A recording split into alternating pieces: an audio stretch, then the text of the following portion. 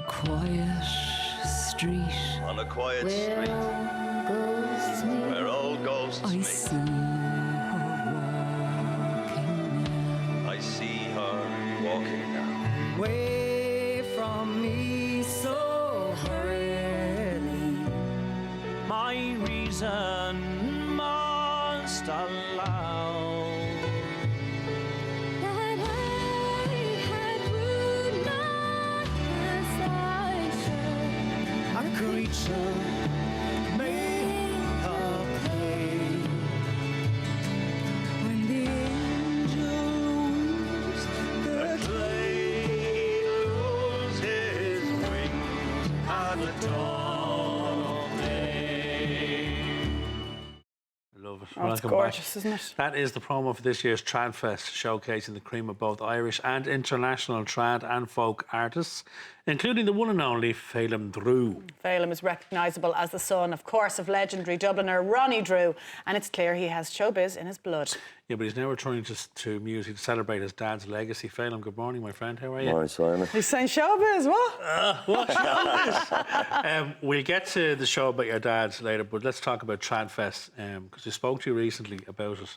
It's a festival that's getting bigger and bigger and bigger every year. Yeah. The venues, it's becoming more and more spread out. Tell us about what it is, first of all. Yeah, well, I think it was sort of started first by sort of businesses in Temple Bar to kind of generate a little bit of, kind of buzz around the city at a quiet time of the year. Yeah. And it's taken on a life of its own now. It's really big.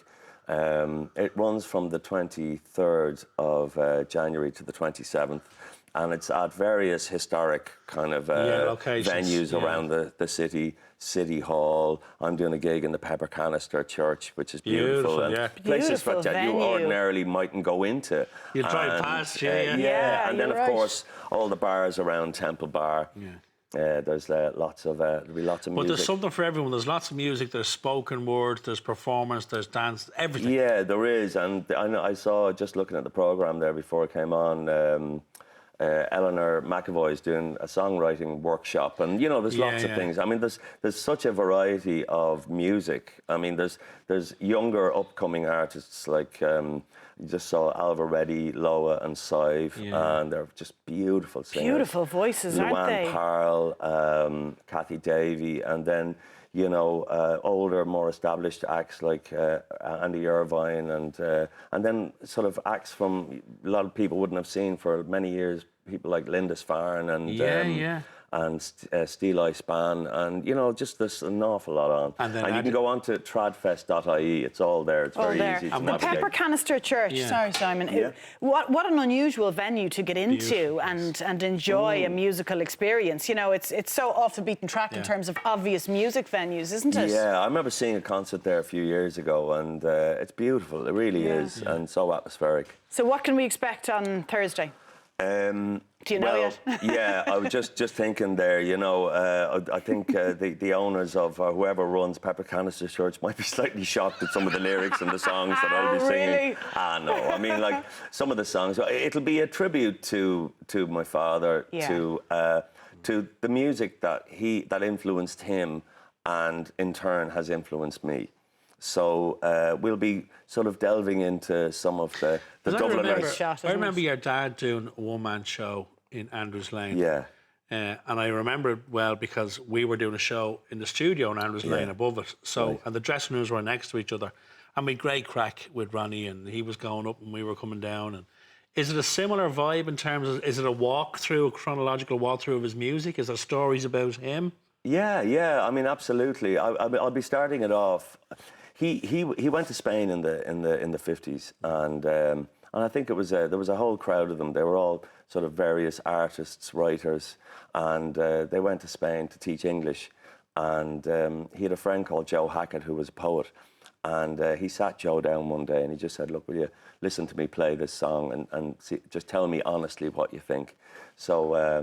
So Joe was very encouraging, and he came back to Ireland then to embark on a career singing ballads, which wasn't a thing at the time really. It was was a novel idea, I suppose. And I suppose there had been at the same time there was a generation of people in England who were doing the same thing. People like Hamish Imlach and you know, there was a generation of people who had a similar. Were looking to the past, to the music of the past that had been sort of had been forgotten. lost. Yeah.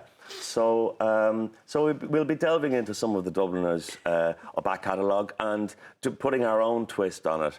And then, you know, my father, he loved blues. He loved traditional New Orleans jazz, you know, and so you know, there was a lot of that in our house growing up, and that influenced me. You know, I love sort of Black American music. You know, and have you passed that on to your kids? Because I'd imagine with your good lady Sue, that your house is similar in terms of there's music in the house all the time. Yeah. Well, I'm always working away on things, and whether it's a show, I'm doing The Cripple of Inishmaan at the moment, With so I'm Ian rehearsing O'Reilly, that. And we had Ian from Moon Boy in last week, so he's Ian in O'Reilly, that. yeah, little star, and Jamie Lee O'Donnell, who was from Derry Girls, she's in the show too. Yes. And Rory Heading is playing Cripple It's a great Billy. cast. It's a great cast. Rosalie Linehan, John Olhan, and Sean Fox.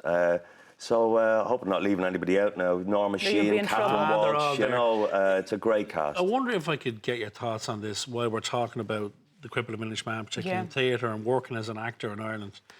Just your thoughts on this recent letter that was sent to the Abbey, or published about the Abbey. There was 300 signatories on it, one of which was yourself. And you were talking about the lack of work that's being created for Irish actors. Just give us your thoughts and maybe tell people what the letter was about as well, Phelim. Yeah, I think, well, the letter is an articulation of a frustration that's being felt, you know, generally by theatre practitioners. So it's not just actors; it's designers, directors, playwrights. You know, there's a real sort of a swing at the moment, or a trend for you know, artists to come to theatres with ideas and to produce work, original pieces of work, you know, devised pieces, and it comes from, I suppose, the younger sector who, you know, are perhaps, you know, prepared to work for less money, you know, but for long-term career performers, theatre practitioners, you know, it's as much about creating work as it is about making a living. And I think that there is a tendency sometimes to forget that in the arts, that, you know, that it's not all about sacrifice. It's a job. It's a job. You're trying to forge a living and a career. And I think you know, there is, I suppose, frustration with the fact that there is not so many new plays being done or produced, you know, and giving employment, and not just at the Abbey, and that the arts, the arts is the first to suffer when there's a recession, and it's the last to recover. And I think in general, I think, you know, the government could be more supportive in terms of you know, making it easier for people to obtain social welfare between jobs and that sort of thing, because you tend to be treated the same as somebody who's just finished a job, say, in a factory and is waiting to start another job. And it's different. You can't categorise it the same way. You and I can talk about this for hours, all my friend. night, But first of all, don't forget, if you're looking to nab tickets for this, man, and the Trad Fest, you can visit tradfest.ie. And Thursday night, you're on the Peppercorn. And we never even got to Joxer Daily, by the way, in spring, so you're going to have to come back and talk about that. Well, my gig is actually sold out in Trad Fest, which is amazing. But I'm going to be...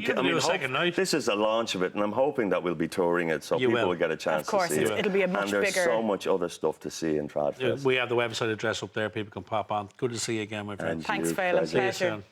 Now, after the break, Styles, if you're lucky enough to be grabbing a few days on the piste, we'll have more ski fashion next. Well, melt in the mouth.